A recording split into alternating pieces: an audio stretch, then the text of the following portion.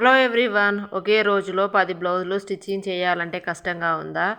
నేను చెప్పే విధంగానైతే ట్రై చేసి చూడండి. ఒకే రోజులో 10 బ్లౌజులు అయితే స్టిచ్చింగ్ చేస్తారు. ముందుగా అయితే లైనింగ్ అయితే కట్ చేసి పెట్టుకోవాలి.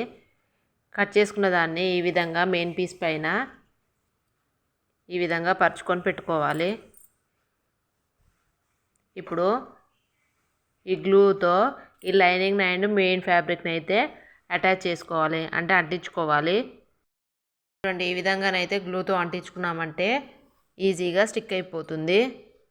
దీనిపైన ఐరన్ కూడా చేసుకోవచ్చు. ఐరన్ లేదనుకున్న వాళ్ళు ఈ విధంగా ప్రెస్ చేసి 10 మినిట్స్ కానీ 15 మినిట్స్ కానీ వదిలేస్తే ఈజీగా స్టిక్ అయిపోతుంది.